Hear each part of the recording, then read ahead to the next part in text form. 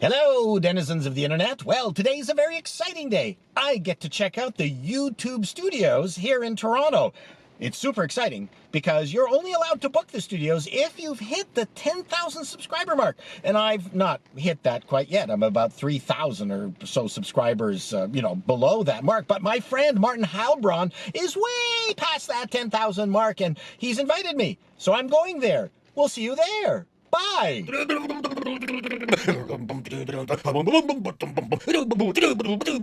I wonder how many people at YouTube are pretty fed up with vloggers walking into their facility. Oh no, not another vlogger with their camera on a little Joby. Okay, here we are. Now we go to the, oh, look at that. YouTube registration.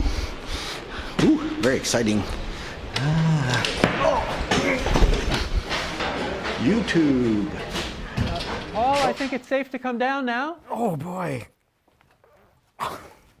Boy, the lengths you had to go through to get on my see show you. here. Wow, I mean, but the thing is, I was told that you can't come to the YouTube studios unless you've hit 10,000 yeah, subscribers. 10,000 is the magic number. Yeah, but you're getting there. I'm at 7,500 or something, but you're way past it. 38. So you're not telling anyone I'm here because they'll kick me out. I've known Paul Chato for a long time. And you were one of the Frantics, a comedy troupe. The Frantics comedy troupe. You were the head of CBC Correct. TV comedy. And I was Mr. Canoehead, Canada's aluminum-headed crime fighter.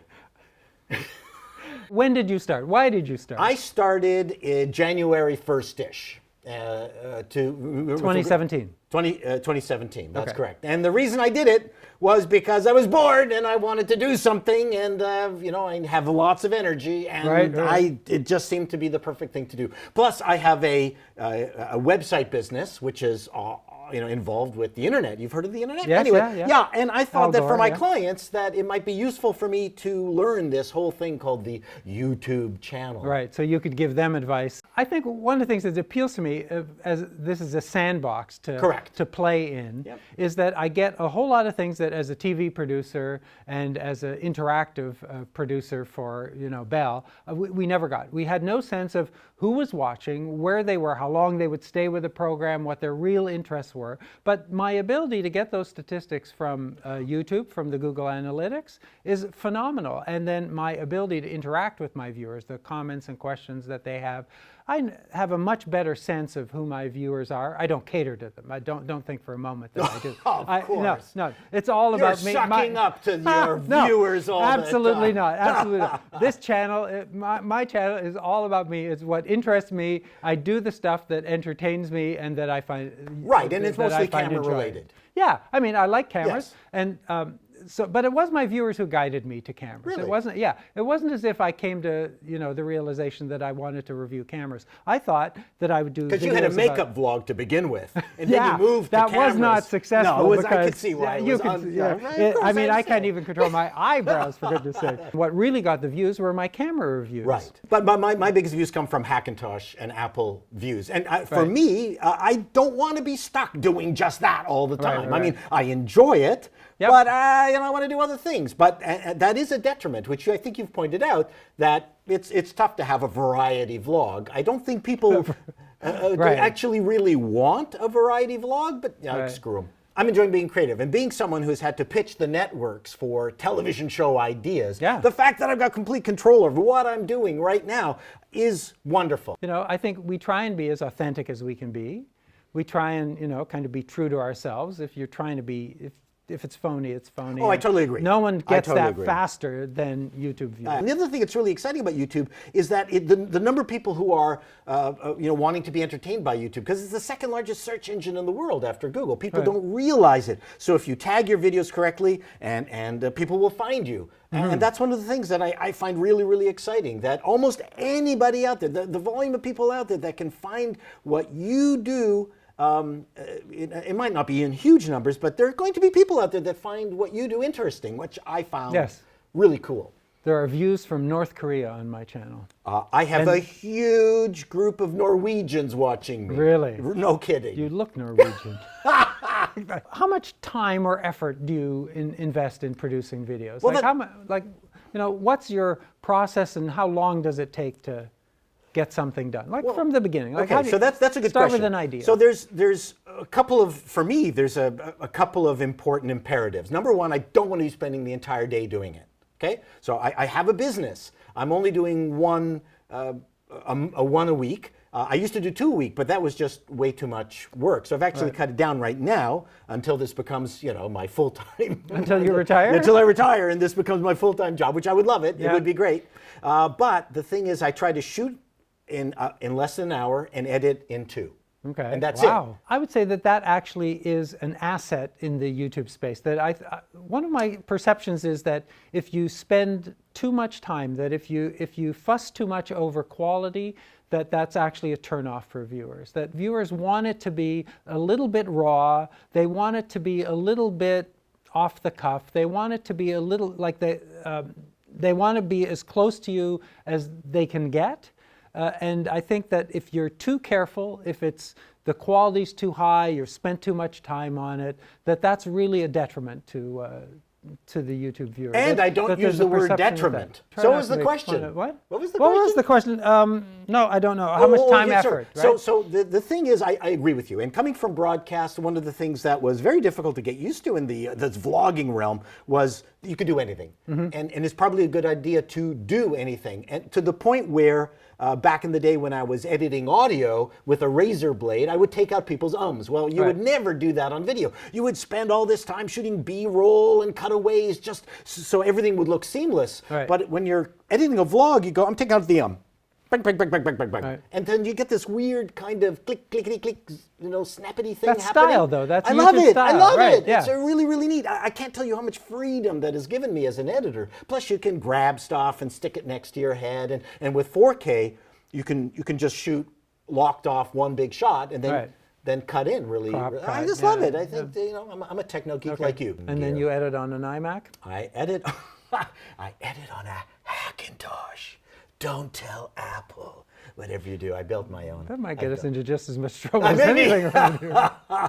Let's talk a little bit about the broadcasting system that we know. Oh, wow. Maybe, and that's specific to Canada. Is Canada a good place to be a content producer? Oh, I think it is. I mean, number one, Google thought it was an important enough location to put this studio in. Yep.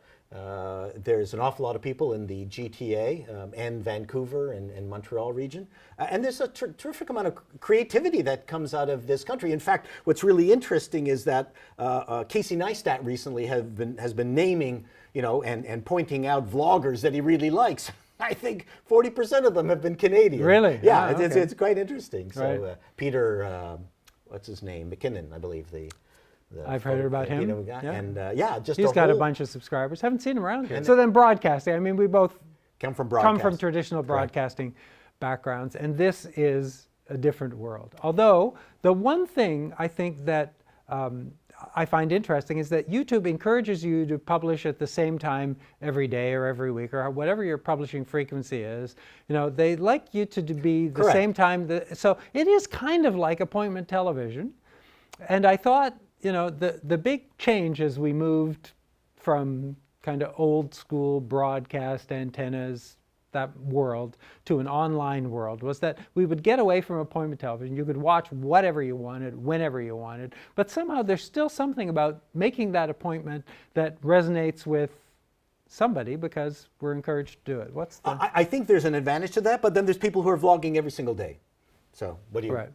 They just put it out when they're done. Well, with YouTube's new community tab, I've asked my viewers whether they want shorter videos or longer videos with bookmarks so they can jump to the part. And what did they say? 80% they want longer videos. Wow, but I know this from practice because there was a time when as my videos started to get longer and I did more and more detail, I would get to a point where I'm thinking, I got to break this into pieces, or I've got to do something. And one of the things that I tried doing was a TLDR or TLDW. Too long, didn't watch. Oh, okay. All right.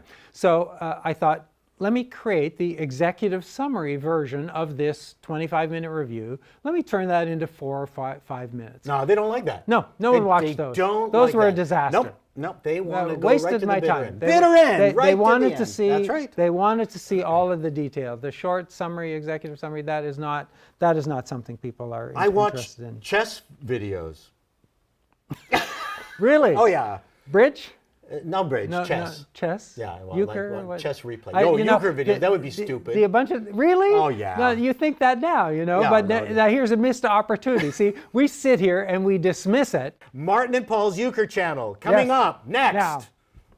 Now. You did that to your camera. Yes, I did. I should do okay. Yeah, you do it to your own screwy camera. Yeah, you do it yourself. You do it, do it your own. Coming soon to YouTube, Euchre with Paul and Maarten. Stay tuned. We're going to do this. We are. I think we're done. Yeah, we are. I wanted question? I did want to ask you one more question, which is that, shoot. you know, YouTube creator, and I'll put my iPad away just to show you that I'm done. Okay. Done. YouTube creator seems now to be a career that kids aspire to. You know, I have my bank manager saying, oh, my daughter wants to get into YouTube. You know, is that a thing? I mean, should we be encouraging the next generation to be YouTube stars, to, you know, exercise their creative potential as well, video there's two producers? things. There's YouTube stars and exercise their creative potential. I mean, the value of YouTube is that it has democratized entertainment and doing crazy stuff, because the networks had a lock on the finite amount of time in a 24-hour period that they were able to put something on, especially during prime time. So that's gone now. Yeah, and they were very restricted. They were very restricted. But that doesn't mean that just because we've got more people, YouTube is better. On the other hand, it's given voice to people who would never have had a chance to go on a network. So it's a double-edged sword, right? So, what was your point on the creativity? So the creativity side is that you got a lot of people who go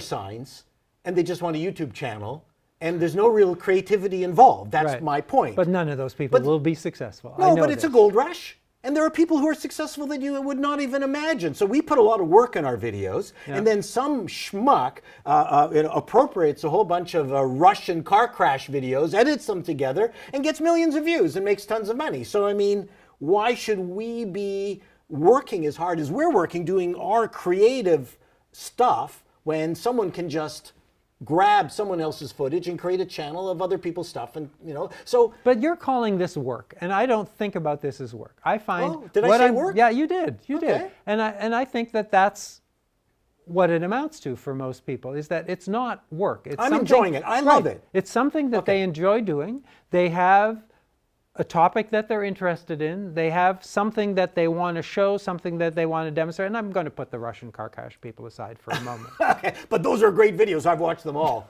Like, they are funny stuff. Making big money. Making big money. Dashcam. Everyone in Russia has dashcam, so they can make car crash videos. That's right. Yeah. Take Skoda, flip it over. Paul, thanks so much for joining me today. What a pleasure. You're a good friend. To chat. Yeah. So should I sneak back out so they don't see that I'm... well, you know, I could give you my pass. Oh, no. And... okay, so long, Maarten. Bye. Thanks so much. We're done. Hello, folks. Bye, folks. Hi, you're Logan? Well, there we go. Someone thought I was Logan. Logan Paul. He has a bit more hair, and I think he's in jail now. So there it is. Well, I'm done. Wow, I got to sneak out of the YouTube secret fortress there without being caught or cavity searched or anything, just because I don't have 10,000 subscribers. If you like this video or any of the other videos that I've done, then please hit the subscribe button so I can book my own YouTube studio adventures. Till next time, Internet denizens, so long.